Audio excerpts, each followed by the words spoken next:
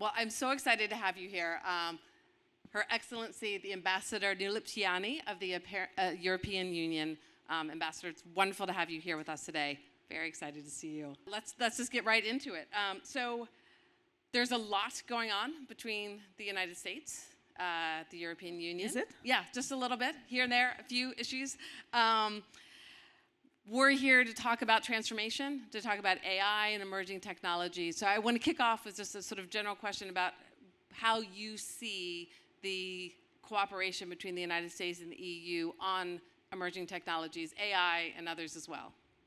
Well, thanks very much, Victoria, for having me, and it's very nice to be back. The last time I was sitting in front of this or similar audience, actually we were before the US elections and before new European Commission, so it was a bit of different times.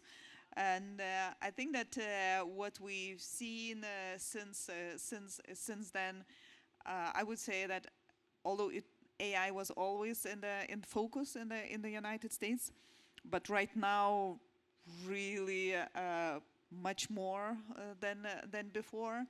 And I think that if you look what happened, so in August we had a bilateral agreement on trade. It's commonly known as a bilateral agreement on trade, but actually it includes much more. And there are some elements which actually is related to AI. And I think I'm really very much excited to look forward. You know, we committed to spend 40 billion to buy most advanced chips, which is exactly semiconductors which we need for building AI. We have, hopefully we can negotiate the common standards for cybersecurity. We have possibility to negotiate other kind of standards in relations to AI. And I think this is the kind of the not only exciting things which are happening, but as well very tangible, and the things that actually can influence how the transatlantic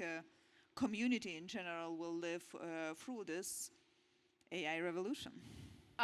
So let me dig into that a little bit. Just so there is obviously some friction right now in the relationship that's played out in the media, but I do think it's an invaluable partnership at bottom between the United States and the EU. I think there are shared values that exist and will continue to exist. In terms of areas where you see sort of the greatest optimism for cooperation, you mentioned cybersecurity. I think potentially supply chain resilience is another one. Is there one area in particular where you see the greatest hope or optimism for cooperation in the future? Look, I think that, because we are the largest trading partners and the largest investor to each other, I think that our supply chains are so much intertwined that it's actually impossible. And people are here in the audience, I'm sure they 100% know that actually it's impossible to print AI chips without the European printing lithography machines. And I think that's one of the elements where if our common aim is actually to go for not only energy dominance, but as well technology dominance. And technology dominance is actually related to the setting the rules or setting the standards. I think working together is extremely important. So, setting the standards or mutual recognition of standards on cybersecurity is one thing. You have AI action plan. We have a continental action plan on AI. We have a very mutual dependent supply chains on both sides of Atlantic. But of course, we have all the issues in the relations for that, all the issues with critical minerals and rare earth, which actually are part of the supply chains, which, let's agree, working alone will not give the results which we want. Actually, we will have to cooperate in one way or another. So I think that there are elements which are building up right now, and I'm pretty optimistic actually that this particular area is the one. AI, I mean, the cooperation on AI is the one. And look, guys, how could we do without you? So. Let's talk a little bit about the simplification agenda. So that's a big priority for Europe right now. We believe that companies being able to adopt AI and being able to use it effectively and use it strategically is going to have a big positive long-term economic impact on nations. Tell us a little bit about the simplification agenda. What are Europe's ambitions for it? Is it something, do you think it's going to have an impact on investment or on AI adoption? On all the above. I think that let's see. So we will have right now. We already have right now the 6 packages, which we call. It's a probably we are much worse than you on the abbreviations. So we call. So we call those 6 omnibuses, which is one on sustainability, on chemicals, on defense, digital, agriculture will come. So we have all of those packages, which is in general, to say it bluntly, it's the idea is that this commission president in particular, Ursula von der Leyen, is very much focused in order to simplify our regulation, because EU is created to regulate, so we cannot deregulate. So we are simplifying the things, and the idea is to bring to really decrease the costs of what how we regulate and what we regulate.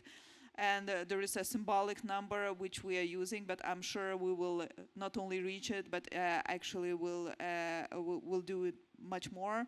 We're speaking about that the costs which would be reduced will be around 37 billions. So that's kind of to have a bit of, and the idea is to simplify our regulation by at least 25% across the board for all business, and for small and medium business, probably more than 35%. So it's kind of a really taking a deep dive in what we have done, because we know that there is not only that you have to do a lot of reports, but sometimes those reports which are stipulated from different legislation actually overlap, or it's too often, and so on and so forth. So that's the idea. We're very much involved in the conversations with business, so we are not doing that on top of their heads. Maybe some politicians and some really good commission officials, they know what to do, but I think it's the most important that actually you have a conversation and you lean on those who are doing business, so then you actually can get it right this time, because this is part of the Draghi agenda, if you wish, actually, in order to boost the innovation, in order to actually incentivize doing business, incentivize investments in Europe. You need to simplify it so that that maybe not the 5th grader, but at least 6th grader can do business in Europe. That would be my aim. That is a significant level of ambition, and I have to say, I think it's tremendous that there are metrics attached to saving different sectors of the economy resources that they can then spend more productively on other things. So that's tremendous. Talk a little bit about data, going back and forth. There are EU-based companies that are here in the United States, creating jobs in the United States, selling goods in the United States, serving customers in the United States, and there are US-based companies in the EU creating jobs, selling goods, serving customers. Underpinning almost all of that is the ability to transfer data back and forth relatively easily between the United States and the EU, and that, to me, has been an area where the United States and Europe, notwithstanding a couple court challenges along the way, have worked really cooperatively on trying to come up with frameworks and mechanisms that will allow that to happen. So I'd be interested in your view on what you see as the future of cross-border data transfers between the United States and EU, and if that's a positive spot, is there more that we can build on top of that? Well, there's always more where we can build on top of that, and I think that I haven't, this is probably the framework or the agreement and arrangement we have between EU and US, one of those where we don't have much of the complaints, because then you have different conversations. You can hear different issues attached to what we do together or what we do independently as regulators in here. I think that it's definitely can be expanded. It's always, in our case, it's always risk-based. So we are very much so far happy of what we hear from this administration of the intention to continue that cooperation. So definitely the intention on our side is the same. So let's move away from U.S.-EU policy for a moment to talk about AI in a different context. You have devoted your career, your public service, to being a diplomat. A lot of diplomacy happens in person. A lot of diplomacy, I believe, is sort of a person-to-person connection. So I'd be interested in your views. Do you think AI is going to change how we conduct diplomacy in the future? Is it going to change how we conduct negotiations in the future? Is it going to have an impact, or is diplomacy and negotiation an area where it won't? Well, I hope I will not need to negotiate with AI. Although I have to say, sometimes I'm negotiating with ChatGPT. That's, kind of a personal thing we have with him. The ChatGPT is usually very polite, more polite than some of my colleagues, I have to admit. So we go back and forth because we try to fool each other sometimes or to fill the gaps when we don't know. Your colleagues or ChatGPT? ChatGPT. Both. But look, I think that there will be actually tasks where the AI or any other platforms which we use right now will be useful to conduct your work. So pulling out some kind of a material, getting you nicer and more usable talking points on there, getting really maybe more data on one or another issue. I'm sure there will be new products which will come online, which will help me to say what exactly you like, so I can negotiate better with you. That could be of the help, because then it would be maybe easier to do the job. But honestly, if you look of any kind of negotiations, not only diplomatic negotiations, a lot of things are actually happening not at the negotiation table. A lot of things are actually happening either in the corridor, either at the dinner table, either sometimes you bump into the colleague with whom you have a very difficult question in the soccer field while your kids are playing there. So there are lots of different things, and actually you are succeeding when you have this personal connection, because this is actually what brings empathy and understanding to the conversation. So I'm not afraid that I will lose my job. I hope I can still contribute for my HQ that to not facts, but the assessment of facts, which is extremely important, which is a background information very much needed for any kind of the conversation. And but otherwise, I do find it really quite entertaining sometimes, my conversations with ChatGPT. It's great. Concluding question.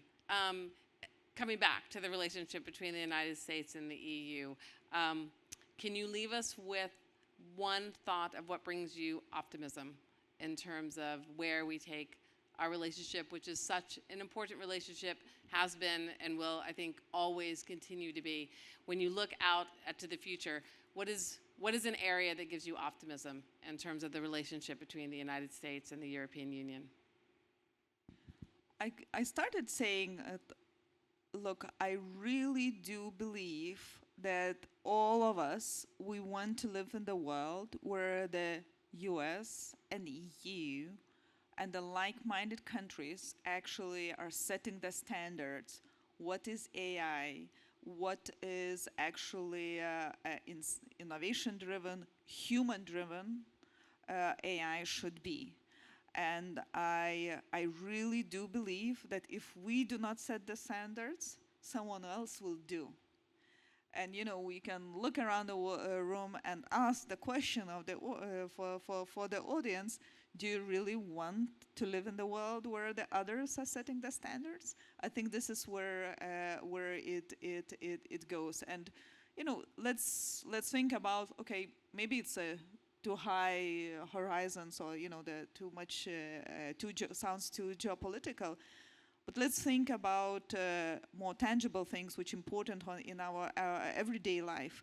Let's think how we can, for example, ensure the minors' protection online, how the actually AI can help, or how we together working on that could help each other to establish.